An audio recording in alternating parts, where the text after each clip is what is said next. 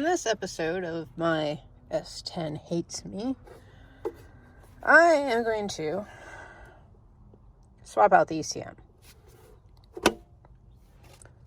I have to remove this cover that goes clear across here.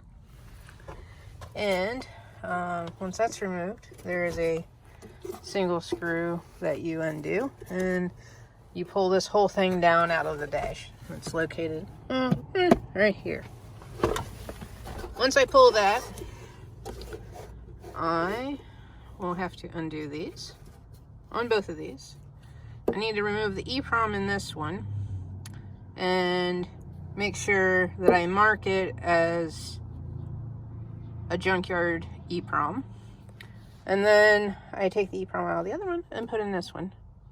Hopefully the service number matches.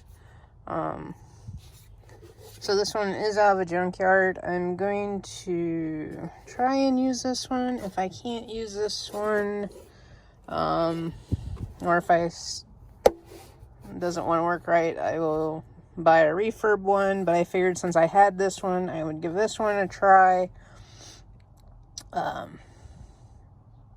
So yeah, the fuel pump does turn on when you turn the key, and it does put pressure into the system. So I figured I'd try this before I start back at the fuel pump. I mean, the fuel pump is only probably has about 3,000. I don't even think it has 3,000 miles on the fuel pump.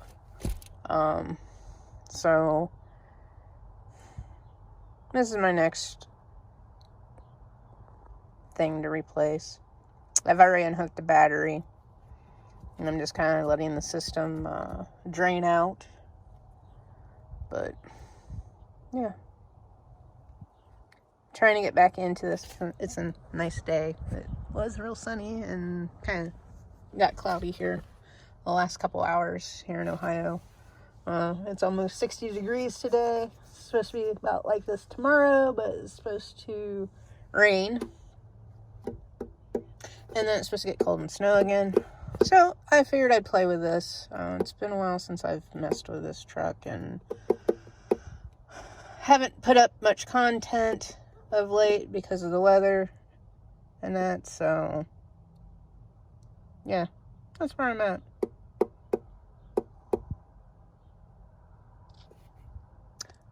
Well, I guess I'll start tearing the dash apart and see what I got. I got this piece of garbage removed. As you can see, at one point in time, the heater core was leaking. There's only like 40 freaking screws that are 1/4 inch that hold this into place. It's a helpful hint. There is one back here that's hiding. I did take off this kick panel before to run amp wires. And then, let's see, right here is your mount for your ECM. Unscrew this, push it forward, jiggle it around a lot, tug some, and it should come right out. And then we can swap out the eeprom, hook it back up, and shove her back up there. And right now I'll have to jump the truck because battery's kind of dead from it not running for like a year. So I'll get this out and see what we got from there. Just a little bit of jiggling. And this whole thing came out. It wasn't too difficult. So we do have this harness here and these here that we need to remove. Let's see. Our service number is, here we go, 1228062.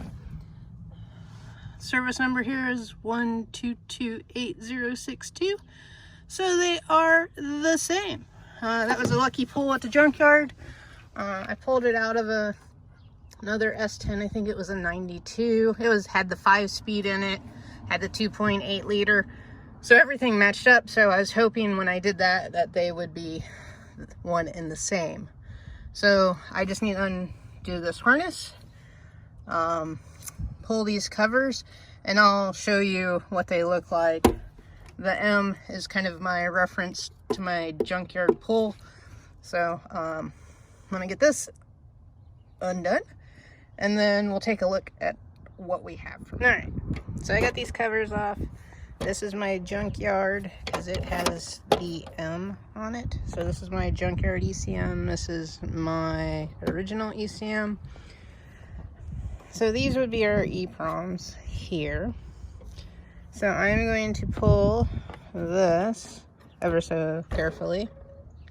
And I may pull this one too, just so then that way they're both the same eeprom, or same chips in here.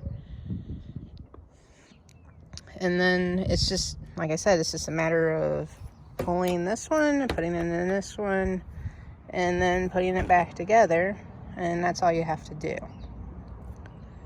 I'm not confident this will solve my problem, but it does mark it off my list of possible suspects for the issues I've been having, especially for this truck to run perfect, not a miss, not a sputter, not a nothing, and then one day it just decides it wants to stall and be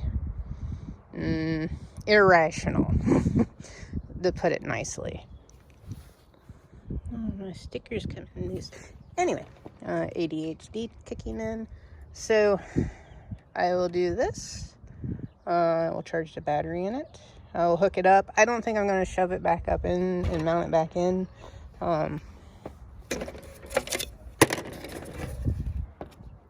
Because I don't think this acts as a ground or anything. So the bracket doesn't. So I will just go ahead and do this and see what it gets us. But yeah, for those that want to know, what these look like, where they're located at, there you go. So I dug out the Hayes manual, my go-to, because I wanted to verify what the second chip is. And so it is the cow pack. And according to this, the cow pack is used to allow fuel delivery if other parts of the ECM are damaged. The cow pack has an access panel, blah, blah, blah, which is the big access panel here. Well, I'm having a fuel issue. So I'm wondering if the cow pack is my issue. So now I wonder, should I change this, or should I leave the old one here and leave the junkyard one there? Because my service numbers match. There are numbers on the cow pack that you can match up as well. So now I have to decide what I want to do. Right now I am thinking I will try both. Hook it up, see what happens. And then if it still acts stupid, I think what I will do is switch back to this cow pack. So I'm going to take out this eeprom first, because this one is a junkyard one. So if I screw it up when I take it out, no big worries, but I figure out how to take it out without messing it up. So that's where I think I'm going to go next. Alright, I got these stupid chips out, and they're kind of ouchy to get out. I had to use a screwdriver and kind of pry up on it a little bit. There are like little catches on the bottom here that kind of latch around. When you take them out, you want to make sure you set them aside in the same orientation that they came out, because you don't want to put them back in upside down.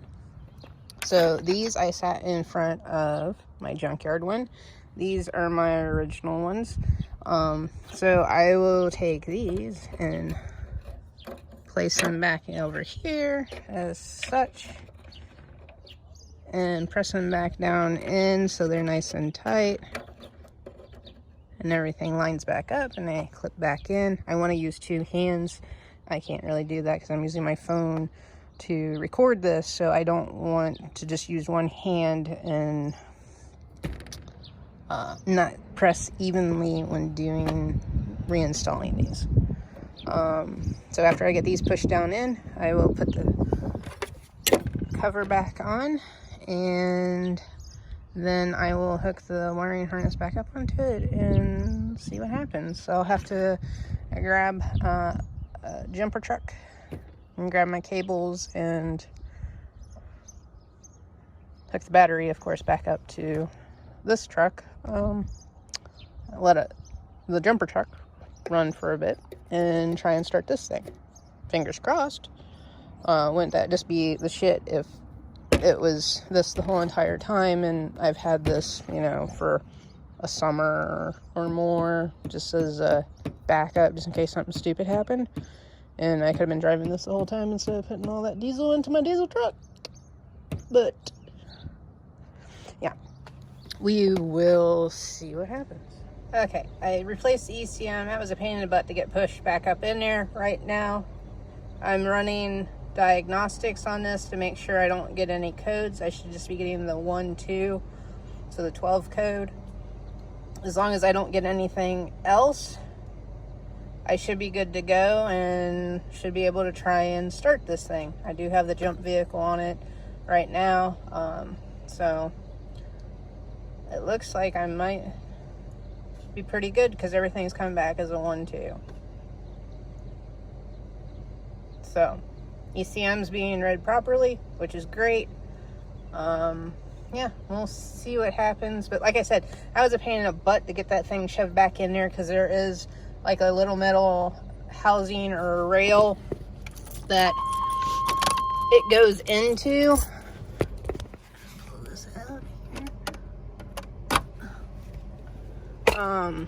And yeah, that's just a pain to get back up in there. But with a little bit of confangling, I did get up in there. I can give you a hint.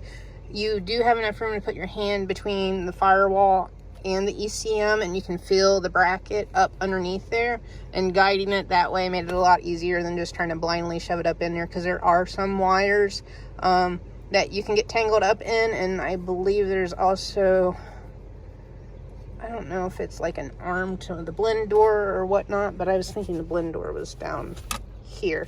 Arm, but you can get tangled up in that as well. So well, we'll see whether this thing starts. Wish me luck.